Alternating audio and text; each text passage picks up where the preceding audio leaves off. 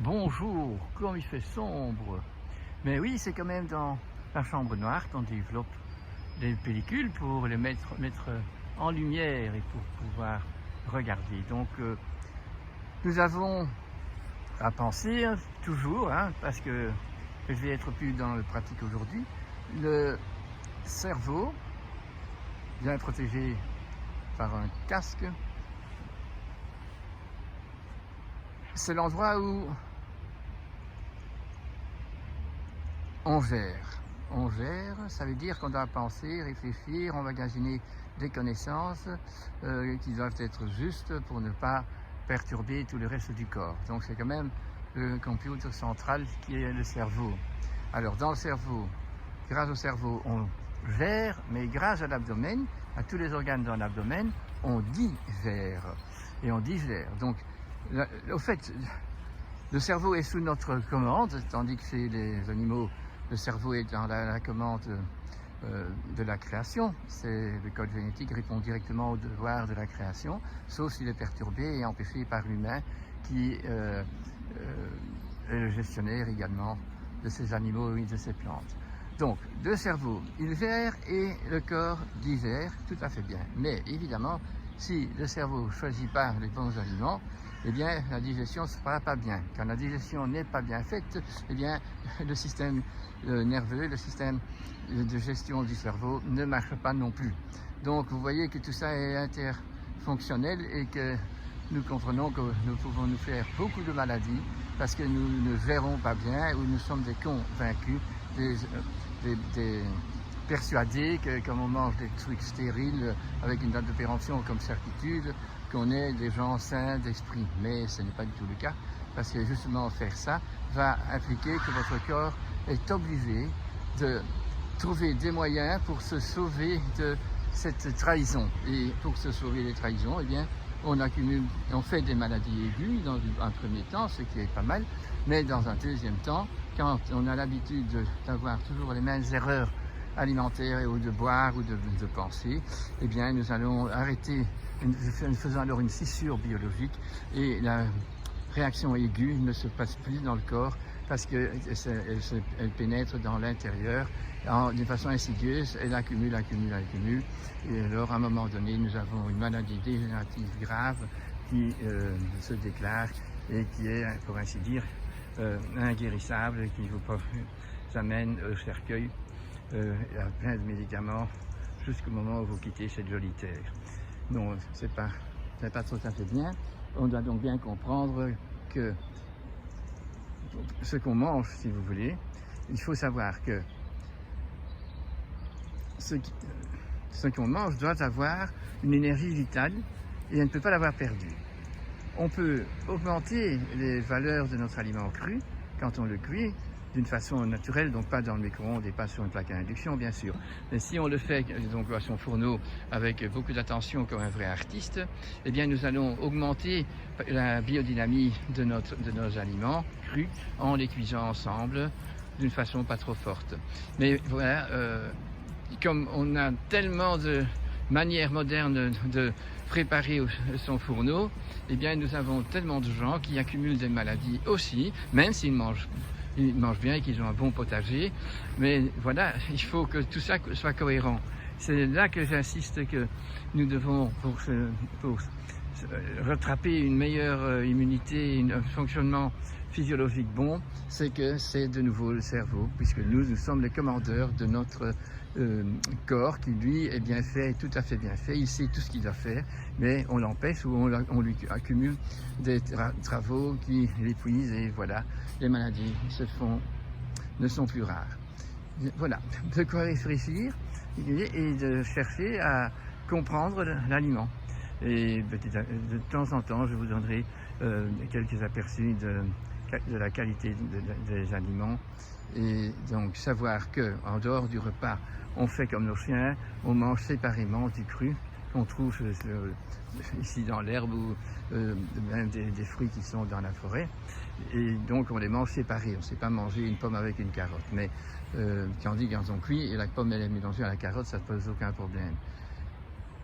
Donc si on mange quelque chose de cru même mélangé, par exemple vous mettez une pomme et une carotte en même temps, dans la bouche, eh bien le gardien du temple, c'est l'estomac, et bien l'estomac, il n'est pas d'accord, il appelle en alarme le cerveau, l'hypothalamus, là-haut il dit, écoute, il y a un problème, ici dans la terre arable, on n'a jamais vu un pommier qui donne des carottes aussi. Donc quand c'est comme ça, le cerveau envoie un message à tous les organes du corps, respecter la digestion est activée, et donc tous les organes qui ne sont pas précisément occupés à la digestion, eh bien, ils sont obligés de se reposer, ils ne peuvent pas s'auto-nettoyer, ce qu'ils font directement quand ils ne sont pas dans l'ouvrage pour le corps entier.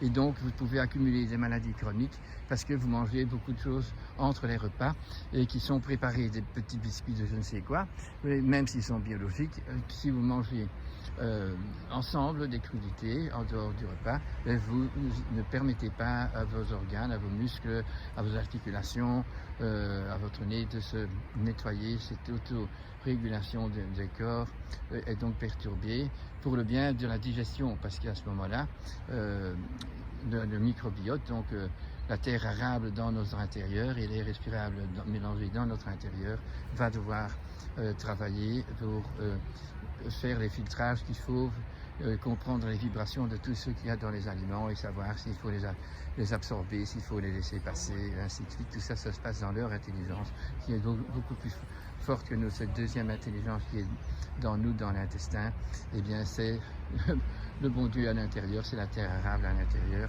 Et donc elle connaît tout et elle peut faire de son mieux pour prendre de ce qu'on mange le mieux dedans. Mais si ce qu'on mange n'a pas d'énergie vitale, n'a pas de vibration, eh bien ces pauvres microbiotes ne sont pas heureux. Et vous comprenez aussi que si vous mangez des fibres que vous allez, donc qui ne sont pas digestibles dans le petit intestin, eh bien dans le gros intestin, c'est le microbiote qui est, vous remercie de penser à leur alimentation parce que c'est eux qui font ont nécessité de ces fibres, et en travaillant ces fibres, eh bien, ils libèrent des vitamines B, l'antibéribérie. Donc tout est bien prévu dans ce corps, mais nous ne sommes plus des scientifiques intelligents, nous sommes des scientifiques qui on invente des choses pour conserver, pour ceci, pour cela, et qui sont complètement pas conformes à la biologie, au langage de la vie.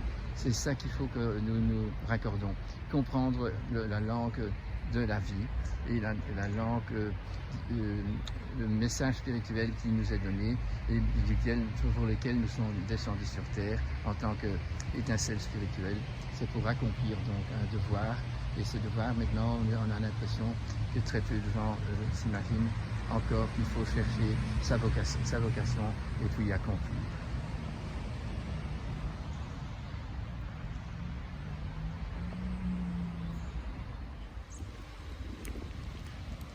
Même dans la pluie, on fait notre promenade, hein, et on est intéressé quand on est un animal. Hein. Mais voilà, encore une histoire d'animaux. Un âne ne trébuche pas 2 fois sur la même pierre. Mais nous voyons bien que les humains, ils trébuchent tout le temps sur la même pierre. Quand on voit les mesures qu'ont pris nos chefs, nos dirigeants, qui nous imposent des mesures, eh bien, ils les répètent à chaque fois parce que ça s'aggrave. Et donc, ce qu'ils veulent que nous puissions avoir plus d'immunité et plus de santé, ou veulent-ils vraiment que tout s'aggrave? Alors moi je dis bravo aux ânes, et c'est une insulte pour les ânes quand on dit à quelqu'un tu es un âne, parce que c'est quand même une bête si intéressante. Donc continuons un peu sur la lancée. On a parlé des ânes et on a fait relation avec le fait que nos autorités sont autoritaires, imposent, et donc ne sont pas dans la bienveillance, et en plus ne sont pas dans la compétence. Ça, c'est quelque chose que si on a pu se détendre, se défaire un peu de ces émotions de colère ou de peur, hein, ou de dépression, eh bien nous savons bien que toutes les mesures qui sont imposées ne sont pas correctes et ne répondent pas à l'objectivité claire de ce qu'est un masque, ce qu'est une distance, ce qu'est un virus. Et nous avons donc une obligation de nous soumettre à des impositions qui font que le discours n'est pas possible, la rencontre d'autres personnes n'est pas possible. Et dès que vous dites quelque chose qui est à débattre, eh bien, et que ça ne rentre pas dans leur considération de dictature, eh bien alors vous êtes censuré. Et on a vu, il y a même beau médecin qui a été kidnappé pour aller dans une maison psychiatrique. Nous en avons d'autres qui ont carrément perdu leur place parce qu'ils ne sont pas conformes à la loi. Donc vous voyez que nous ne sommes pas dans la bienveillance. Et ce n'est pas pour ça qu'il faut se déprimer. Il faut surtout s'élever soi-même pour découvrir, en se détachant de ces émotions négatives, d'arriver à voir ce qui est vrai, ce qui est véridique et ce qui est sans aucun doute. De cette façon-là, nous avons l'occasion de rentrer dans notre profond intérieur et donc d'être naturel. Donc, comme les animaux, si eux ils ont bien sûr des émotions, ils ont bien sûr des désirs et des aversions, mais ils sont guidés par leur instinct, et s'ils ne peuvent pas assouvir leur instinct, parce que l'homme les enferme ou les met en prison ou fait tout ce qu'on fait, les nourrit mal et tout, eh bien alors ils sont impossibles de répondre à leur code génétique. Mais nous, notre code génétique du corps, il est tout à fait bien fait, mais nous avons reçu la liberté de décider avec libre arbitre ou sans libre arbitre d'accompagner notre incarnation et donc d'essayer d'accomplir, d'abord de découvrir notre vocation et puis d'accomplir notre vie sur Terre en s'associant avec la nature, avec les lois naturelles, en découvrant toutes les qualités qu'il faut avoir, donc tout, en se mettant dans telle situation que nous cherchons, moralement, que nous cherchons à avoir des connaissances véridiques et que nous essayons d'appliquer. Ce sont donc acquérir des vertus pour ne pas se faire piéger par les autorités qui sont autoritaires et qui ne répondent pas de compétences et de connaissances, et que nous ne sommes pas dans cette bienveillance et que nous voyons que nous ne pourrons pas en sortir puisque nos chefs n'ont pas envie de s'accorder et de trouver un accord avec leurs citoyens. Les scientifiques non plus, ils sont convaincus, ils sont persuadés qu'il faut continuer sur la démarche dans laquelle on est, mais non, si nous on a compris les choses, nous ne devons pas être vaincus, mais nous devons être conscients qu'il y a beaucoup de choses à faire pour arriver à remettre de l'amour dans cette planète, et que donc nous ne devons certainement pas laisser tomber les bras, mais au contraire, voir ce qui est vrai dans cette vérité d'aujourd'hui, cette réalité d'aujourd'hui, et surtout pas se laisser prendre par des émotions. Bien sûr, laissez-vous prendre par, normalement on se laisse attendrir par des bienveillances, mais ici il ne faut pas se faire attendrir et alors ajouter encore une certification que vous allez vous fâcher sur tous les gens qui n'ont pas de masque. Mais non, protégez-vous comme vous pouvez contre la dictature, mais ne protégez-vous pas contre un virus avec un masque, puis ça c'est une aberration. Donc les aberrations sont toutes les causes de nos maladies sur Terre, de toutes les pollutions qu'il y a. Alors soyons clairs, cherchons à comprendre l'évidence, et quand on a compris l'évidence, eh bien on sera de nouveau des gens sur le bon chemin. C'est ça qu'il faut qu'on essaye de faire.